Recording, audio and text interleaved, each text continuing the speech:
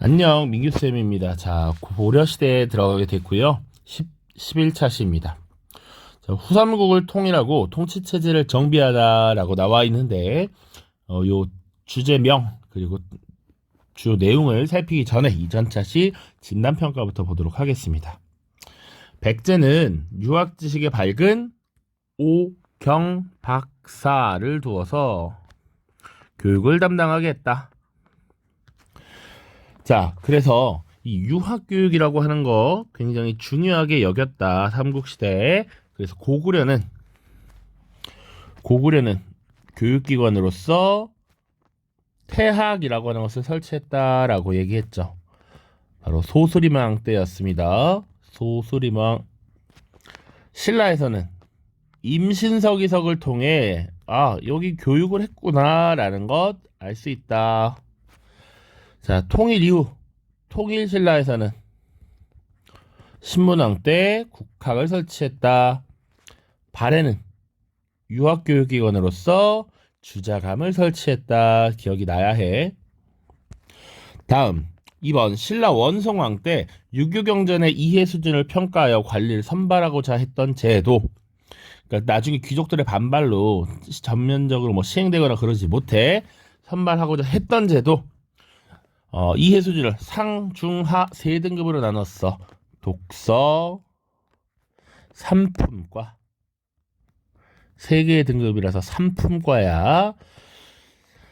자, 이제는 본 내용으로 들어가도록 하죠. 후삼국을 통일하고 통치체제를 정비하다.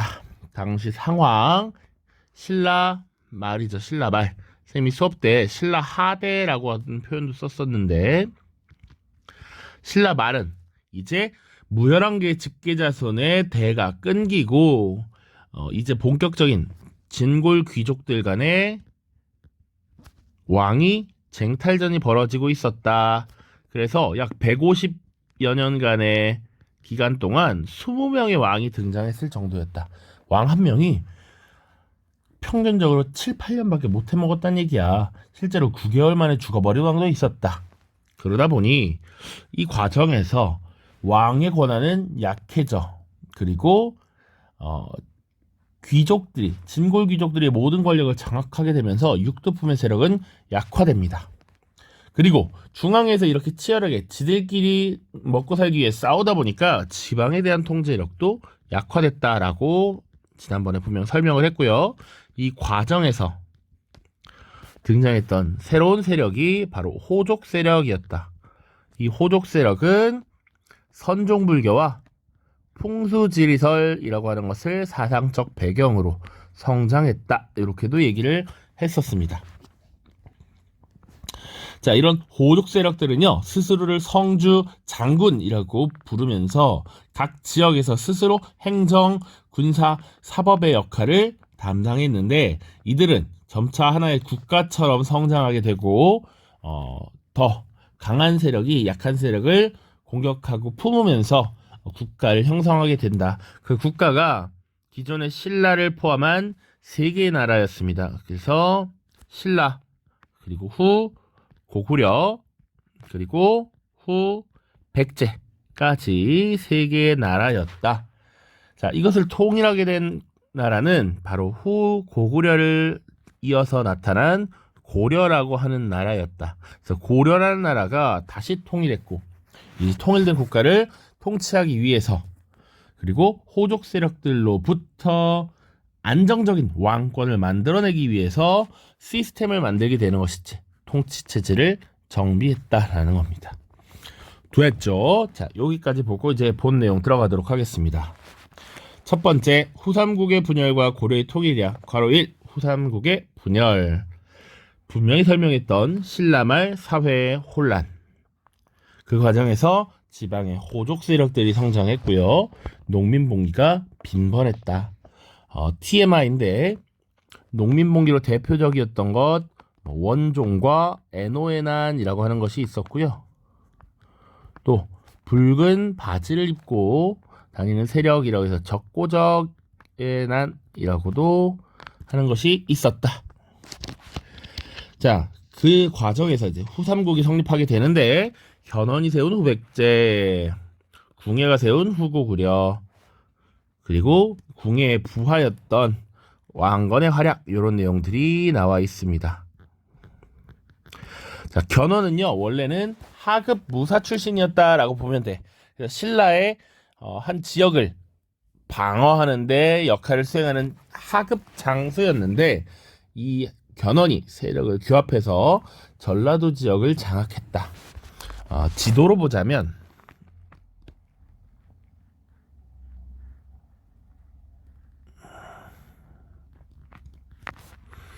자, 보통 요 정도로 간단하게 그리면 이렇게 나눌 수 있죠. 각각 여기가 후 고구려, 후 백제, 그리고 신라입니다. 자, 이 과정에서 어떤 일들이 벌어지느냐.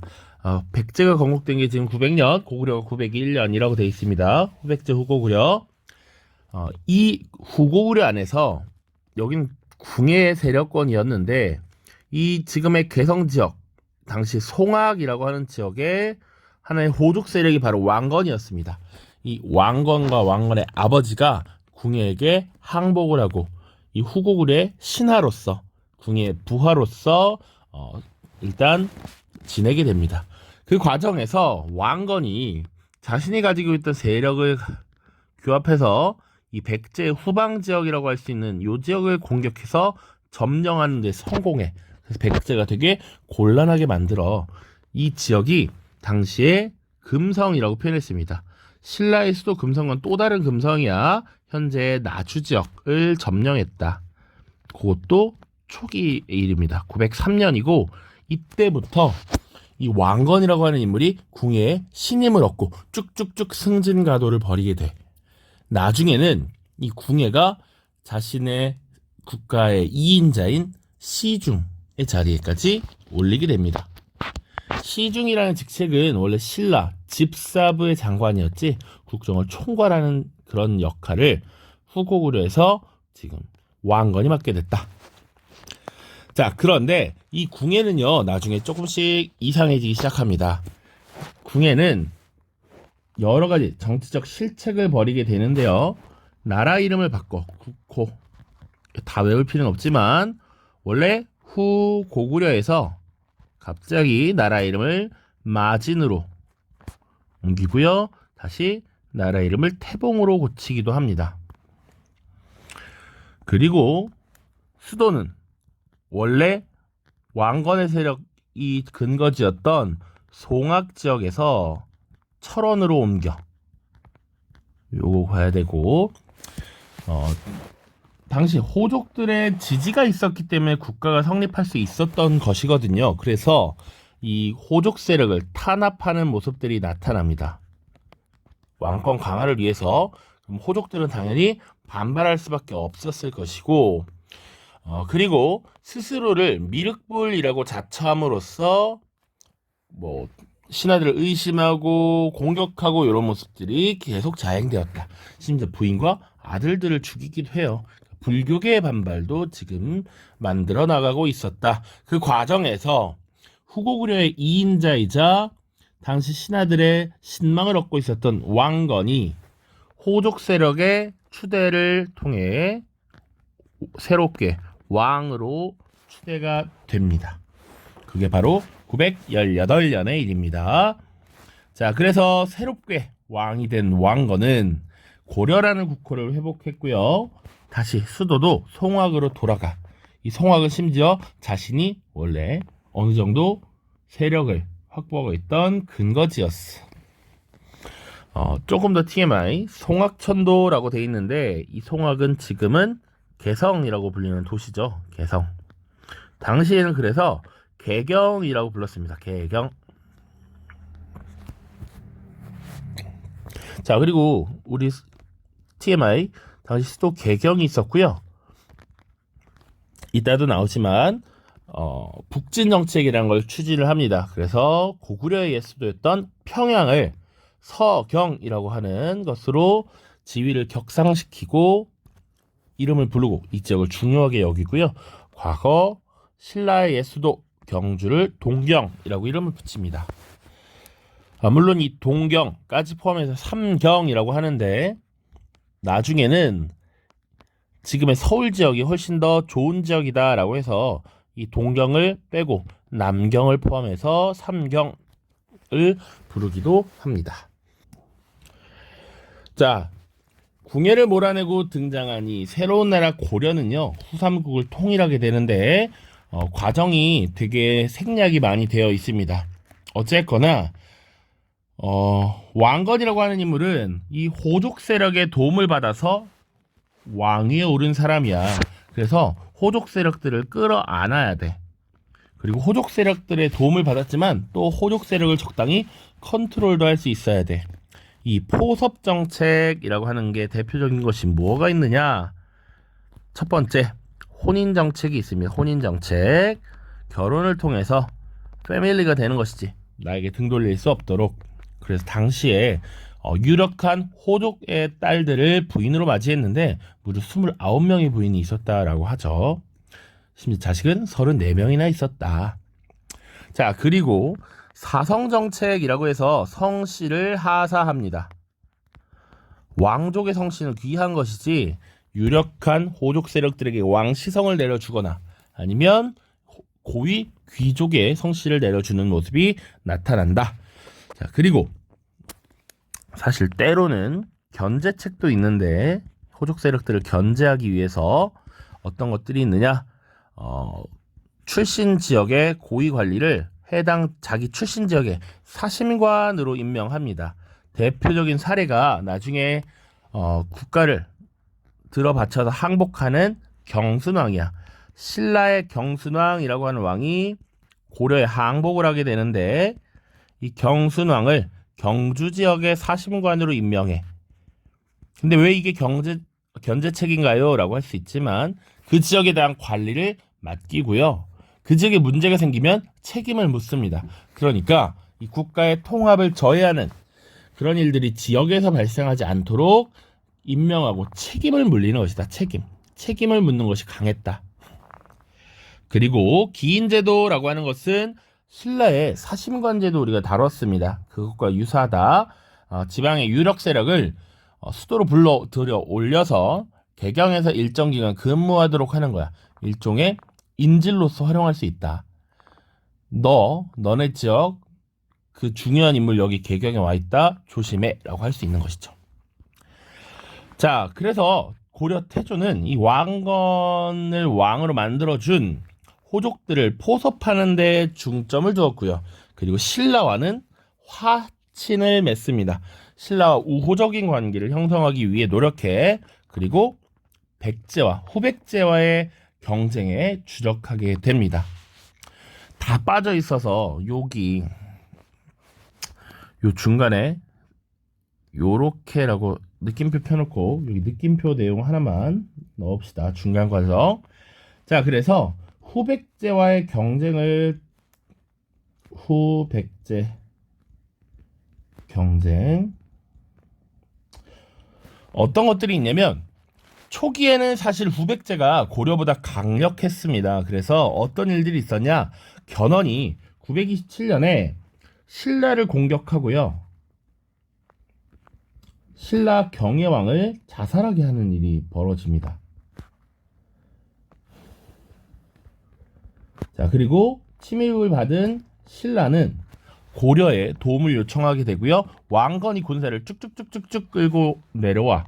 그런데 이걸 예견했던 견훤이 왕건을 포위해서 위기에 빠뜨리게 됩니다. 그 전투가 바로 공산전투라고 하는 것이 있어. 이것도 역시 927년이야. 이때 왕건에 충직한 신하였던 신승겸이라든지 전의갑이라는 인물들이 있는데 이들이 왕건에 복장을 하고 유도 작전을 펼쳐서 그들이 죽고요. 왕건은 겨우겨우 이 전투를 빠져나갈 수 있었다. 이때 고려에 위기가 한 번 있었고요. 그 이후에 후백제의 우위를 다시 만회할 수 있었던 것이 고창전투라고 하는 것이 있습니다. 930년의 일인데 당시 안동 지역의 호족 세력들의 도움을 받아서 견훤을 한번 위기에 빠뜨리는 이런 전투였다. 이 이후에는 이제 고려가 후삼국의 주도권을 쥐게 된다. 자, 그 다음에 이제 935년 여기로 넘어가면 돼요. 자, 그 이후에 후백제에서는 내분이 발생하게 됩니다. 그래서 후백제를 세운 견훤이 왕위를 이제 물려줘야겠다라고 생각을 해서 당시 태자, 조선시대의 세자를 임명하기 위해 고민을 하게 되는데, 당시 견훤이 첫째 아들인 신검이라고 하는 인물에게 왕위를 물려주지 않고 넷째였던 금강이라고 하는 아들에게 왕위를 물려주려고 합니다. 그래서 이 신검을 비롯한 세력들이 견훤을 강제로 유폐시켜요. 금산사라고 하는 지역에 유폐를 시킨다. 쫓아냈다란 얘기야. 왕위에서 물러나게 만들고요. 신검이 정권을 장악한다. 견훤을 금산사에 유폐. 그리고 신검이 후백제의 주도권을 장악하게 되는 것이죠.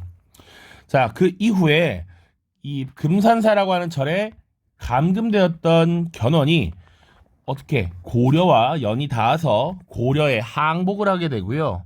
그 이후 그런 소식을 전해드는 신라도 항복을 하게 됩니다. 그리고 936년에 이제 고려의 왕건과 후백제 신검이 최후의 전투를 치르게 되는데, 그것이 일리천 전투라고 하는 전투가 있었고요. 여기서 백제군을 격파함으로써 후삼국이 통일되게 된다 같이 보시면 되겠습니다. 조금 양이 많죠. 평소보다 영상도 약간 길어질 것 같습니다.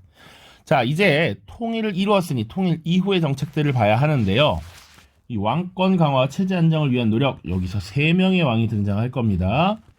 그 3명의 왕이 바로 태조 왕건과 광종, 성종입니다. 물론 경종도 있지만 단독 문제로 출제될 수 있는 왕은 실제로 3명이다. 3명. 각각의 역할을 잘 보시면 됩니다. 괄호 1번 태조왕건의 정책이야. 고구려를 계승한다는 의미에서 고려라는 국호를 사용했기 때문에 고구려의 옛 땅을 회복하자라고 하는 북진 정책을 추진합니다. 자, 이것은 고구려 계승 의식을 나타낸 것이었고, 고구려의 옛 수도였던 평양을 중시했다. 나중에 훈요10조라고 하는 후대 왕들에게 이것을 지켜라 하고 하는 10가지 내용이 있는데, 거기서 서경을 1년에 100일 동안 가라라고 이야기를 합니다. 자, 그리고 민족을 통합하기 위해서 발해 유민을 포용합니다. 당시 발해의 태자였던 대광현과 그 유민들이 2천여 명이 고려로 들어오게 되는데 따뜻하게 맞아줬다, 이런 내용들이 있고요. 그리고 발해를 무너뜨린 거란을 배척합니다. 또한 신라와 후백제 출신 인물을 지배층으로 수용함으로써 포용하고 통합하려는 모습을 보여주게 되는 것이죠. 자, 그리고 민생 안정 보시면 호족들이 지나치게 세금을 거두지 못하게 백성들을 경제적으로 안정시키기 위해서야. 이때 이런 말들을 사용합니다. 한자로 백성 민자를 사용해서 백성들을 수취할 때는 법도가 있어야 된다. 정해진 도리가 있어야 한다라는 의미로 취민유도라고 해요. 그러니까 호족이 소위 자기 멋대로 지멋대로 세금을 막 걷어갔는데 그러지 말고 10분의 1만 걷어라, 이렇게 정리를 한 겁니다. 그리고 빈민을 구제하는 기구로서 흑창이라고 하는 기구를 설치합니다. 흑창, 빈민 구제기구였다. 고려시대에 무슨 창이라고 나오면 창고야, 창고. 그래서 백성들에게 곡식을 나눠주는 창고였겠죠. 그렇게 보시면 됩니다. 그 이후 이제 왕권 강화 노력 쭉쭉쭉 나오는데요. 두 번째, 광종을 봐야 합니다. 광종이 이렇게 한 줄로 끝나는 거 정말 아쉬운데, 광종이라고 하는 왕은 어떤 문제가 있었느냐. 얘는 4번째 왕입니다. 4대 왕이에요. 그럼 태조는 첫 번째 왕이잖아. 이 중간에 어떤 일들이 있었냐면, 태조 왕건이 혼인정책으로 정말 많은 부인과 정말 많은 자식을 두고 있었어. 이것이 고려를 다시 위협하는 문제가 되기도 합니다. 그러니까 호족 세력을 통합하기 위해서 결혼을 많이 했는데 자식들이 워낙 많다 보니까 왕위 계승 과정에서 문제가 생긴 거야. 그래서 중간에 2대 왕, 3대 왕이 있었는데 다 왕건의 아들이었고요. 이 과정에서 여러 가지 반란도 생겨나고 혼란도 발생합니다. 그 뒤에 즉위한 4대 왕도 역시 태조 왕건의 아들이었어. 이 광종은 그 전의 왕들과는 달리 좀 강력한 왕이었는데 어떤 생각을 했냐면 이게 국가적 통합을 위해 호족 세력과 결합하고 통합했지만 이것이 되려 문제가 된다. 호족 세력을 어느 정도 쳐내고 왕권을 강화시켜야겠다라는 생각을 합니다. 그래서 실시한 것이 노비안건법 실시 그리고 과거제 도입이라고 하는 제도입니다. 두 가지 별표를 몇 개씩 쳐도 아쉽지 않은데 노비안건법이 뭐야? 라고 하면 이 후삼국의 통일 과정에서 전쟁을 치르면 보통 전쟁에서 패배한 지역의 백성들을 노비로 삼는 경우가 많았습니다. 그래서 포로가 되거나 호족이 경제적인 이유로 강압적으로 노비로 삼은 자를 조사해서 양인으로 풀어주도록 한 법이야. 당시 호족들이 어마어마한 노비를 소유하고 그것이 정말 거대한 경제력이 되었기 때문에 이런 호족 세력들의 경제적, 군사적 기반을 약화시키기 위함이었다. 호족 세력의 경제, 군사적 기반 약화라고 봐야 돼. 노비들에게는 어떤 일을 시켜도 무방했기 때문에 농사에 투입할 수도 있지만 무장시켜서 군사로서 활용할 수도 있었어. 그러니까 이 왕권을 위협할 수 있는 호족 세력들의 힘을 빼놓겠다라는 겁니다. 자, 그리고 과거제 도입은 시험을 통해서 지금 관리를 등용시키는 제도지 원래 중국의 수나라 때부터 실시된 제도입니다. 이것을 후주 지역, 중국의 후주라고 하는 나라에서 귀화해온 쌍기라고 하는 인물이 관료로서 활약하고 있었는데 이 사람이 과거제를 건의해. 유교 공부를 충실히 한 사람을 시험을 봐서 관리로 뽑자. 유교 경전을 충실히 공부한 사람은 분명 왕에 대한 충성심도 강할 수 있다라는 것이죠. 자, 그리고 이런 강력한 왕권을 바탕으로 스스로를 황제로 칭하고요. 독자적 연호를 제정하기도 합니다. 물론 태조 왕건도 천수라고 하는 연호를 쓰기도 했고요. 그리고 광종은 교과서에도 나와 있으니까 광덕 그리고 준풍이라고 하는 연호를 사용합니다. 자, 그 뒤에 경종이라고 하는 왕 5대 왕인데요. 몇 대 왕인지 외울 필요 없다. 그러나 일단 알아두라고 그냥 여러분들이 궁금해 할까봐 경종 때는요. 전식과 제도라고 하는 것을 실시합니다. 요거 되게 중요한데 우리 교과서에서 많이 빠져 있지만 간략하게 보면 관직 복무와 직역 관리들이 직책에 따른 역할 수행을 하지. 그것을 직역이라고 생각하면 쉬워요. 직역의 대가로 일을 열심히 하니까 분명 급여를 줘야겠지. 관리들에게 수조지를 지급한다. 수조지를 지급한다는 건 땅 자체를 준다는 게 아닙니다. 조세를 수취할 수 있는 땅. 그게 수조지지, 수조지. 자, 그래서 호족과 공신들의 경제적 기반을 안정적으로 지급하기 위해 노력했다. 그러니까 광종 때는 호족 세력을 억제했고요.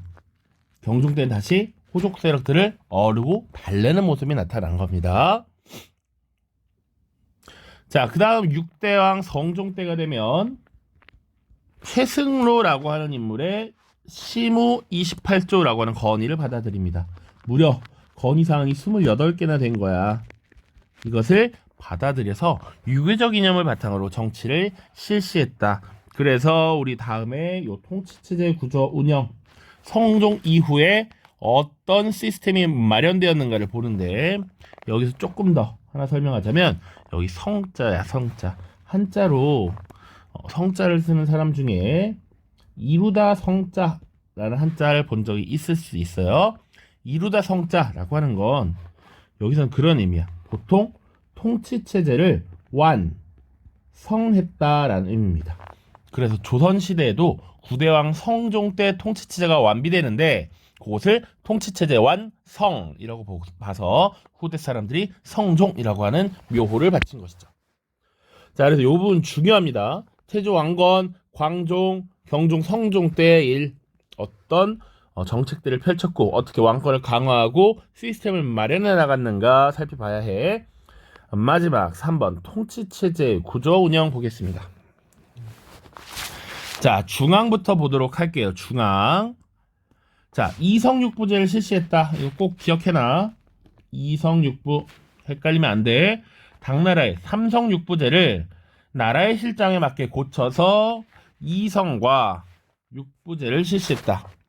그러니까 잘 보면 당나라는 삼성육부제였는데 고려는 사실 국가의 규모가 그렇게 크지 않기 때문에 고려의 스타일에 맞게 이성육부제를 운영했다. 그래서 잘 보면 이성, 중서, 문화성과 상서성 이렇게 있지. 원래는 중서성 따로, 문화성 따로, 상서성 따로였다. 조금 더 설명을 하자면 원래 중서성, 문화성, 상서성이 어떤 역할을 했느냐. 중서성은 정책을 기초하고 기획하는 단계 이렇게 보시면 되고요. 문화성은 그 정책이 잘 기획되었는지 검사 검토하는 심의 단계야. 그리고 그 결과를 집행하는 것이 상서성입니다. 실제 실행에 옮긴다는 거야. 그러다 보니까 이 상서성의 밑에 6부를 두어서 각각 맡은 역할에 따라 업무를 수행하게 하는 겁니다.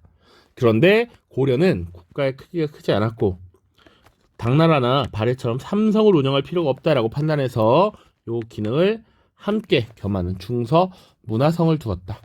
그 대장을 문화시중이라고 했습니다. 문화시중. 됐지요. 자, 그 다음 도병마사와 식목도감이라는 기구가 있대. 옆에 도식을 통해서 다시 볼 겁니다. 요거 중요해. 고려 들어오니까 안 중요한 게 없죠. 귀족들이 회의를 통해서 정책을 결정한다. 그런데 중요한 것은 요것은 고려의 독자성을 보여주는 것이다. 꼭 우리가 스스로 독자적이다 라고 하면 되게 중요하게 보죠.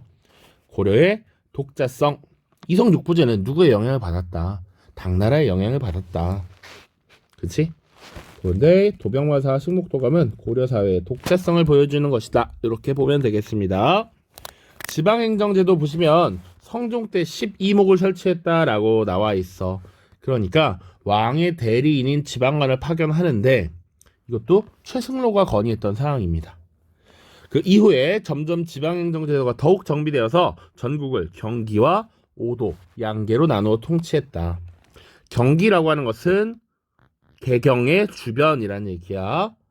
지금도 우리 경기도는 서울을 둘러싸고 있는 근교 지역을 얘기하죠. 그리고 전국을 오도와 양계 두 개의 시스템으로 나눴습니다. 이것을 이원적 통치체제라고 하고요. 오도는 일반 행정구역이었다. 그리고 이 지역에는 안찰사라고 하는 관리를 두었다까지 봐주시고요. 양계는 지도를 통해 보면 알겠지만 군사행정구역이야. 그래서 이 양계 군사지역을 담당하는 관리로서 병마사라고 하는 직책을 파견합니다. 이렇게까지. 좀 더 TMI. 조선시대에는 오도, 양계 이렇게 따로 나누지 않고 그냥 하나의 시스템으로 8도로 나누고요. 이 지역에 관찰사라고 하는 관리를 파견하죠. 자, 마지막으로 달려봅시다. 관리등용제도. 고려 광종 때 4대 왕이었던 광종 때 실시된 과거제라고 하는 게 기본이 됐지. 이 과거제는 조금 더 디테일하게 구분하면 제술과와 명경과로 나눌 수 있습니다. 단순하게 설명을 하자면 이건 글쓰기, 글 서술한다, 논술한다 이렇게 들어봤지? 쭉 글을 짓는 거야. 일종의 글짓기 시험이야. 문학에 가까운 거야. 그런데 명경과는 경전에 대해서 얼마나 밝은가야. 그래서 유교 경전에 대한 이해도를 시험을 본다라고 보시면 됩니다. 보통 관리들은 이 제술과 명경을 많이 보게 되고요. 잡과라고 하는 것도 있었어. 그것은 일종의 실용적인 기술을 담당하는 거야. 그래서 통역이라든지 의술이라든지 기술 이런 것들을 잡과에서 보았다. 그리고 승과는 승려들도 시험을 보게 해서 지금 관직을 주었다라고 하는 겁니다. 그리고 요 음서, 고려시대에는 음서도 많이 있었는데 음서라고 하는 것 여기 설명이 되어 있으니까 한번 보죠. 공신이나 5품 이상 고위관리의 자손은 과거를 거치지 않고 음서를 통해 관리가 될 수 있었다. 보통 고위관리의 아들, 손자, 조카, 사위 이 정도 됩니다. 알겠죠? 자, 이제 옆에 자료학습만 보고 끝내도록 하죠. 다음 자료를 보고 빈칸에 들어갈 알맞은 말을 써보자 라고 돼 있어. 이 자료가 뭐냐면 훈요10조라고 하는 거야. 훈요10조. 훈요10조는 야, 내 뒤에 등장할 후대 왕들아 이거 지켜라 라고 하는 10가지 계시야. 첫 번째, 불교의 힘으로 나라를 세웠으므로 사찰을 세우고 주지를 파견하여 불도를 닦도록 해라. 그리고 나서 어떤 행사들을 중요하게 여깁니다. 연등회라고 하는 행사, 그리고 팔관회라고 하는 행사들을 성대하게 치르라 라고 하고 있습니다. 물론 팔관회는 꼭 불교만의 행사는 아닙니다만 이런 모습들이 나타난다. 제4조, 우리나라와 중국은 지역과 사람의 인생이 다르므로 중국의 문화를 반드시 따를 필요가 없다. 특히 거란은 짐승과 같은 나라이므로 그들의 의관제도는 따르지 말라 라고 되어 있어요.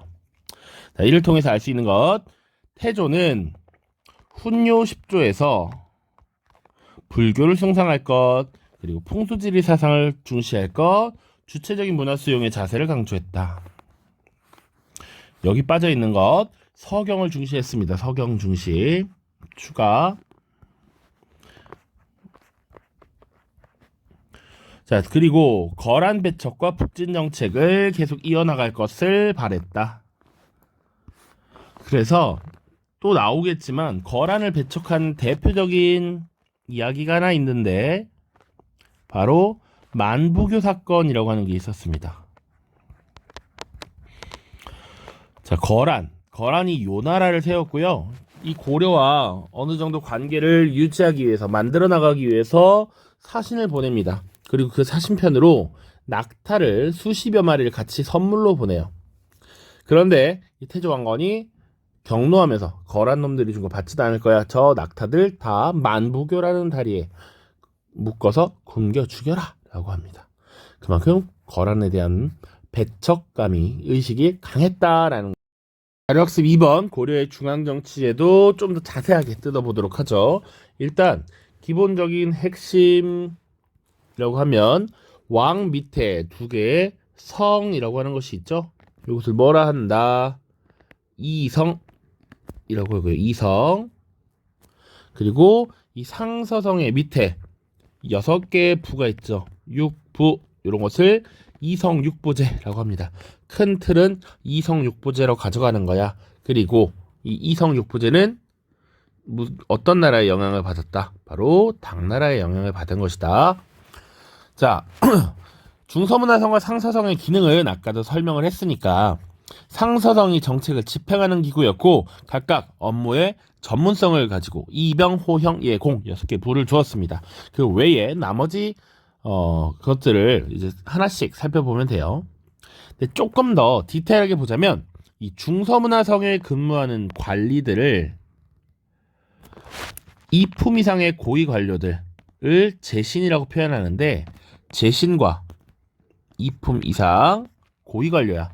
당시 관리들은 1품부터 9품까지 그리고 종과 정이라는 구분으로 18개로 나눴는데 제신은 보통 2품 이상 그리고 낭사는 3품 이하의 관리들을 의미했습니다.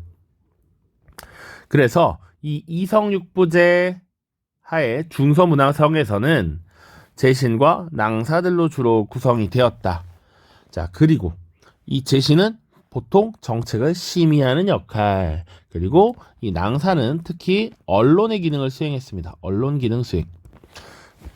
권력을 감시하고 감독하는, 견제하려는 이런 모습도 보였다라는 거야. 자, 중추원을 또 봐야 합니다. 중추원이라고 하는 기구는 주로 왕명을 전달하는 기구였다. 그리고 군사 기밀을 담당하는 기구였는데 여기 관리들도 2품 이상의 고위 관리를 추신이라고 했고요. 그리고 삼품 이하의 관리들을 승선이라고 표현했습니다. 여기도 2품 이상, 여기는 3품 이하야. 또 보통 무슨 역할을 했냐면 이 승선이라고 하는 사람들은 비서의 역할을 했고요. 보통 이 추신이 군사 기밀, 군사와 관련된 군국 기물을 담당했다라고 보고 있습니다. 오케이? 자, 그래서 중추원은 이런 기구였다. 왕명을 전달하고 군사 기밀을 담당하는데 주로 추신과 승선으로 구성이 되었다. 그리고 어사대라고 하는 감찰 기구가 있고요. 삼사라고 하는 회계를 담당하는 기구가 있었습니다. 요 세 개는 송나라의 영향을 받았다. 이렇게 정리할 수 있겠네요. 자, 그런데 조금 더 이제 디테일하게 들어가야 될 것이 있다. 여기 중서문화성의 고위관리인 제신과 중추원의 고위관리인 추신이 모여서 회의를 하게 됩니다.